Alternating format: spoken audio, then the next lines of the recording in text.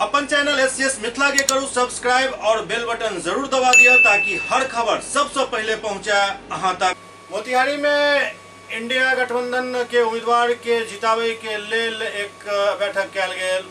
मोतिहारी लोकसभा क्षेत्र में इंडी गठबंधन से वीआईपी टिकट पर चुनाव लड़ रहा प्रत्याशी डॉक्टर राजेश कुशवाहा के जितावे के लिए मोतिहारी में संयुक्त बैठक के आयोजन कल गेल, जाहिमे मुख्य अतिथि के तौर पर इंडी गठबंधन के प्रत्याशी डॉक्टर राजेश कुशवाहा के साथ पूर्व मंत्री डॉक्टर शमीम अहमद, जिला अध्यक्ष और विधायक मनोज यादव, पूर्व विधायक राजेंद्र राम के अलावा दर्जनों नेता भाग लेन। साथ ही काफी संख्या में कार्यकर्ता भी मौजूद छला।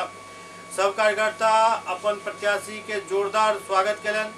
के साथ ही चुनाव में जीत सुनिश्चित करे के लेकर रणनीति बनायल गेल। ओते मीडिया से मुखातिब होइत महागठबंधन के प्रत्याशी राजेश कुशवाहा बड़ा शालीनता से जवाब दैत कहलन जे सामने जे प्रत्याशी छथि राधा मोहन सिंह ओ पिता तुल्य छथि, काफी दिन से सत्ता संभालने छथि, पर आब जनता से अपील है एक बेर हमरा मौका दी ताकि जे कार्य 20 वर्ष में नहीं भेल वो 5 वर्ष में कऽ के देखायब।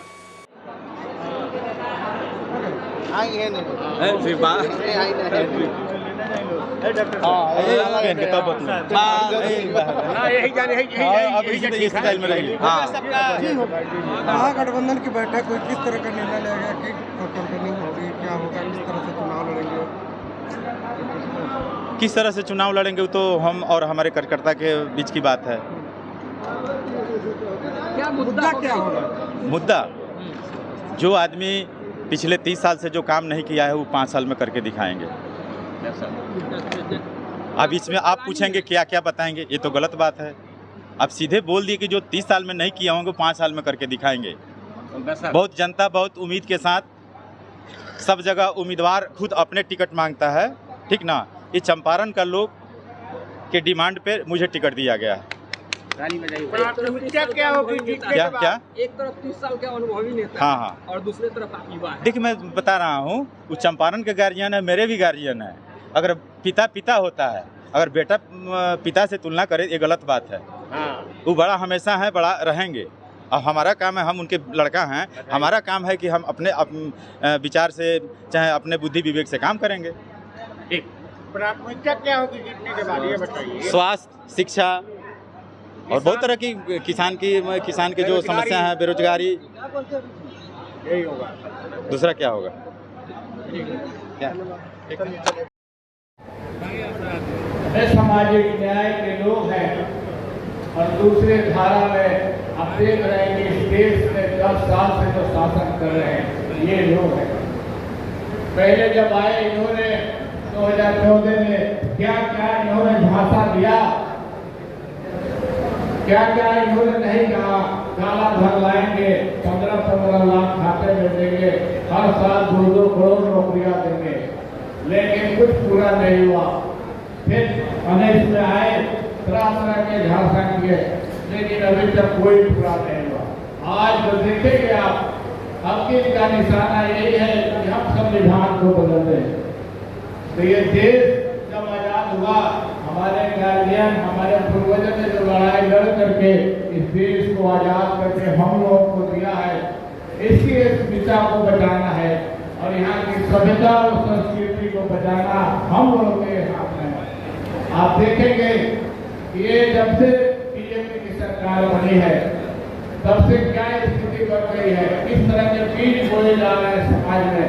तो ये सारे को खत्म करने के लिए महागठबंधन के प्रत्याशी हमारे राजेश जी को जिताने का काम करेंगे।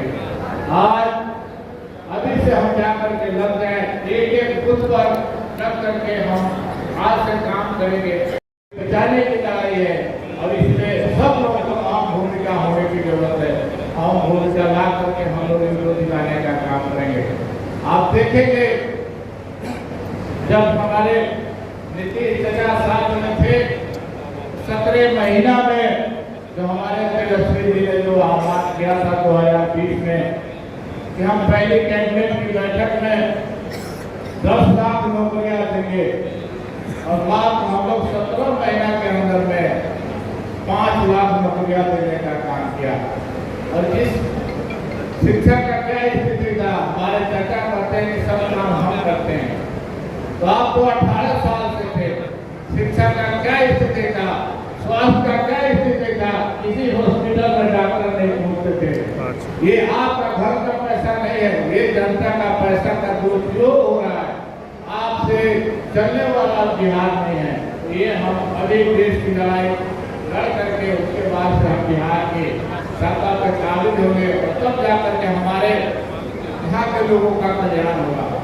अब एक देखेंगे माननीय श्री लालू प्रसाद यादव जी ने, आपको याद होगा 2014 का इलेक्शन से पहले 2013 में उन्होंने जातीय जनगणना का मुद्दा उठाया था और हम लोगों ने गांधी मैदान से हड़ताली मोड़ तक पैदल जाकर के इसका विरोध किया था कि देश में जातीय जनगणना होना चाहिए।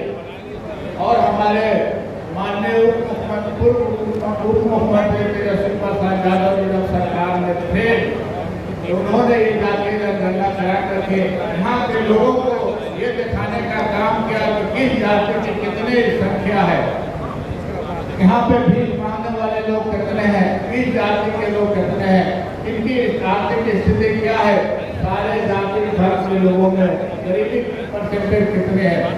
और मात्र 17 महीना के अंदर में प्रावधान ला करके आरक्षण सीमा को बढ़ाया गया।